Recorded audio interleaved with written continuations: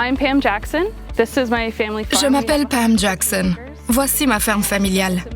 Nous avons 150 acres et c'est une ferme à usage mixte. Nous avons du foin et des terres à pâturage ainsi que des champs de culture en rang. Je suis agricultrice de 5e génération.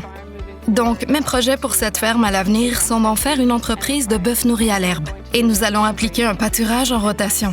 C'est en partie pourquoi le programme de PEPTA est tellement parfait, parce qu'il nous a aidés à mettre ces systèmes en place. Le PEPTA est une initiative de Changement climatique Canada qui consiste à travailler avec les agriculteurs pour favoriser le rétablissement d'espèces en péril sur les terres agricoles. Depuis 2016, l'AASRO assure la prestation du programme, dont plus de 150 producteurs ontariens ont bénéficié. J'ai entendu parler du programme de PEPTA par l'entremise de l'Office de protection de la nature, ainsi que lors du congrès sur les pratiques biologiques qui s'est tenu à Guelph, où j'ai parlé avec des représentants de l'Association pour l'amélioration des sols et des récoltes de l'Ontario. C'est là que j'ai pris connaissance de tous les projets que je peux mettre en place sur cette ferme. Nous travaillons avec l'AASRO depuis environ 5 ans. Nous leur offrons un soutien grâce à divers projets de partage des coûts.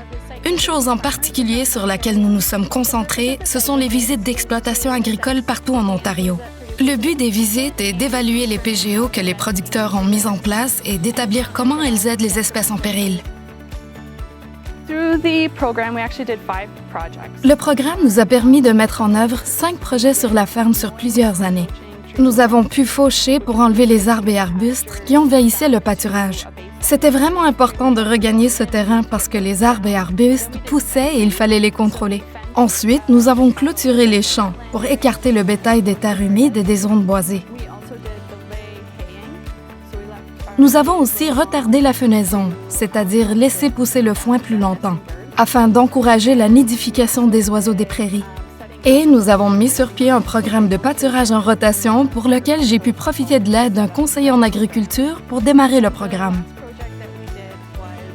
Le dernier projet était une plantation importante d'arbres qui a permis de créer un corridor pour la faune, surtout le blaireau. Quand on m'a demandé si je serais intéressée par les visites et disposée à y participer, je n'ai pas hésité. Je me suis dit, pourquoi pas? Davantage d'informations sur mes terres et les espèces qui y vivent et ce qui se passe, une promenade et une discussion avec une personne spécialisée en écologie, cela me semblait une excellente idée.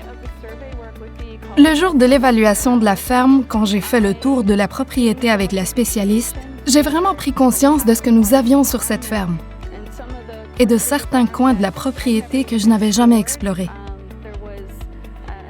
On a eu l'occasion d'aller voir de plus près ces endroits et nous avons trouvé des insectes vraiment intéressants et un tas d'oiseaux. J'ai appris, par exemple, que l'on a un grand nombre de goglus des prés ici, ainsi que des sturnelles des prés. Donc, les systèmes que j'ai mis en pratique vont, on l'espère bien, protéger ces espèces autant que possible. Et, avec un peu de chance, contribuer à la croissance de ces populations à mesure que nous améliorons la qualité de l'herbe et des enclos. Un grand avantage de l'engagement du PEPTA est que cela m'a permis de donner un coup de fouet à cette entreprise et de faire bouger les choses bien plus vite que je n'aurais pu le faire seule sans le programme. Nous avons installé une grande longueur de clôture. Nous avons planté beaucoup d'arbres. Et ce sont toutes des choses salutaires pour l'environnement qui auraient pris bien plus de temps. À date, nous avons trouvé de nombreuses espèces en péril chaque fois que nous avons visité les lieux, ce qui est vraiment inspirant. Des espèces que nous avons vues en grand nombre comprennent le goglu des prés, la sturnelle des prés, l'hirondelle rustique, le monarque et le bruyant sauterelle.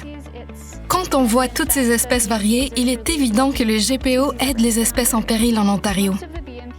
La plupart des GPO sont en fait conçus pour améliorer la production de la ferme, tout en offrant un habitat aux espèces en péril. C'est une situation où tout le monde gagne. Mon espoir pour cette exploitation est qu'année après année, nous puissions augmenter le stockage de carbone dans le sol pour aider à lutter contre le changement climatique. Que nous puissions protéger les aspects de patrimoine naturel des lieux et les améliorer encore davantage. Que nous puissions devenir plus résilients, par exemple en améliorant nos taux d'infiltration de l'eau. Toutes ces merveilleuses choses qui sont le fruit de la mise en place de ces pratiques de gestion optimale, elles se produiront toutes plutôt à cause de l'aide de ce programme.